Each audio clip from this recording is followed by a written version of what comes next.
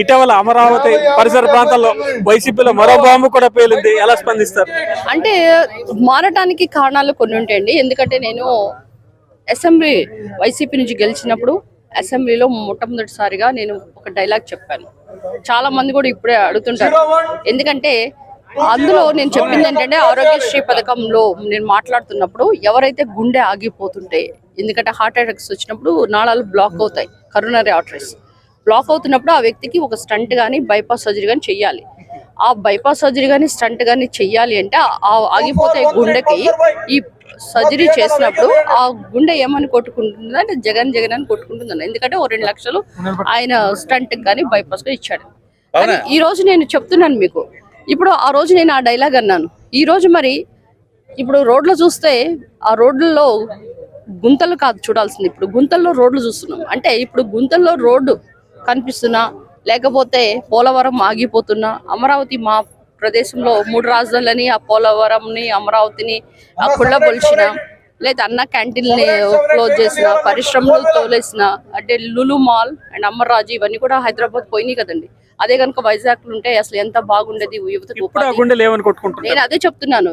అంటే నాకు తెలియనప్పుడు ఇన్నోసెంట్ ఉన్నప్పుడు నేను ఎంతో ఇంప్రెస్ అయి చెప్పిన డైలాగ్ కి ఇప్పుడు 5 సంవత్సరాల తర్వాత నాకు ఓట్లేసిన జనాలకి నన్ను రోడ్ల మీద వేస్తే మరి ఆ గుండె ఏమని కొట్టుకుంటుంది? ఆగిపోతుందా, లేకపోతే జగన్ పోవాలి పోవాలని కొట్టుకుంటుందా? ఇప్పుడు ఆ గుండె పోవాలి పోవాలని కొట్టుకుంటుంది. ఎందుకంటే ఇప్పుడు మళ్ళా యువతకి ఉద్యోగం కావాలన్నా, మనకి రోడ్లు వేయాలన్నా, లేకపోతే అన్న క్యాంటీన్ రావాలన్నా, అమరావతి కట్టాలన్నా, ఇవన్నీ చేయాలంటే చంద్రబాబు నాయుడు గారు అనే ఒక విజనరీ.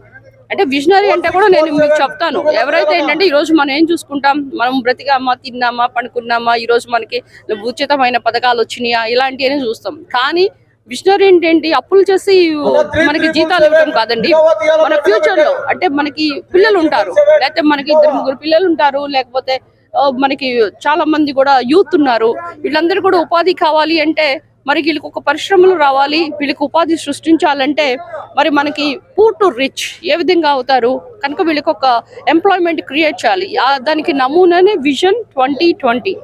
ఎప్పుడైతే చంద్రబాబు నాయుడు గారు 1995లో విజన్ 2020 అన్నప్పుడు ఎవరు 25 ఇయర్స్ తర్వాత ఏమవుతుందిలే, అంత అవసరమా, ఈరోజు పథకాలు ఇచ్చేద్దాం, ఇల్లు ఇద్దాం, అది ఇద్దాం అని అన్నారు. కానీ ఆ 2020లో 2000 కోట్లతో ఆయన సైబరాబాద్ హైటెక్ సిటీ నిర్మిస్తే ఇప్పుడు అది కాస్త సైబరాబాద్ అయిపోయి అది ఎంత ఎక్స్టెండ్ అయిపోయిందంటే Kondapur, Nanakram good and even Gachibowli, this all the areas became very posh and 16 lakh members అక్కడ ఉద్యోగం చేస్తున్నారు. ఇప్పుడు హైదరాబాద్ లో ఇప్పుడు సపోజ్ మీరు తెలంగాణలో ఆదాయం ఎక్కడి నుంచి వచ్చిందంటే హైదరాబాద్ యొక్క ఆదాయం, అది కూడా ఐటీ అండ్ ఎవరైతే అక్కడ చాలా మంది చిన్న చిన్న తోపుడు బండ్ల వాళ్ళు ఇప్పుడు రెస్టారెంట్స్ పెట్టుకున్నారు. అంటే అది ఒక ప్రదేశానికి కావాల్సిన అభివృద్ధి ఎవరు వల్ల సాధ్యమవుతుంది.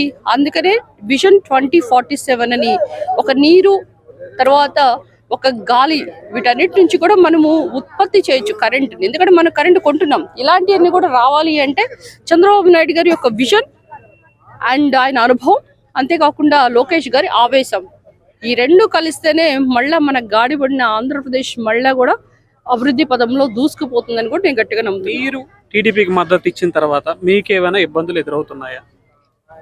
నేను టీడీపీకి మద్దతు నేను ఎప్పుడు ఇవ్వలేదండి. ఎందుకంటే నేను ఆ రోజే చెప్పాను, నేను ఓట్లేదు అన్నా కానీ నన్ను కావాలని ఒక బలిపశువులాగా నన్ను సస్పెండ్ చేశారు. రీసెంట్ గా చంద్రబాబు నాయుడు గారు కలిసిన తర్వాత ఏమైనా ఇబ్బందులు ఉన్నాయా అని అడుగుతున్నాను. అంటే ఇప్పుడు మీకు సోషల్ మీడియా ఎంత ఫాస్ట్ ఉందో తెలుసు. నేను ఒక అభివృద్ధి చేసే నాయకుడికి ఎప్పుడు కూడా ప్రజలు కానీ ప్రభుత్వం ఎవరైనా కానీ వాళ్ళు సపోర్ట్ చేస్తారు. యాజ్ ఎ హ్యూమన్ బీయింగ్ గా, ఒక ప్రజాప్రతినిధిగా అమరావతిని మా ప్రదేశంలో ఉంచుతారన్నందుకు అమరావతి రైతులు కూడా నేను నా యొక్క ఎక్స్టెండ్ చేశాను, నా సపోర్ట్ ఎక్స్టెండ్ చేసి నేను ఉంటానని చెప్పినప్పుడు కూడా చాలా మంది రకరకాలుగా కామెంట్ చేశారు. ఇది వరకు జగన్ గుండె కొట్టుకుంది, నా గుండె అని చెప్పిన ఈమెయిల్ అంటుంది. వీటన్నిటి కూడా నేను ఆన్సర్ కూడా ఇచ్చాను మీకు.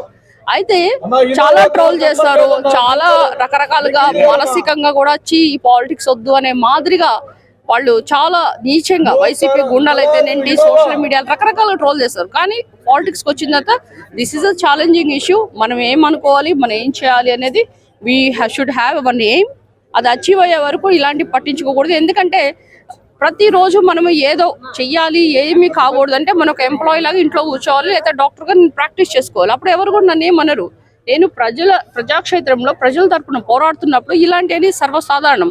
వాటన్నిటి కూడా do or die, Sridevi is ready అని కూడా చెప్తాను.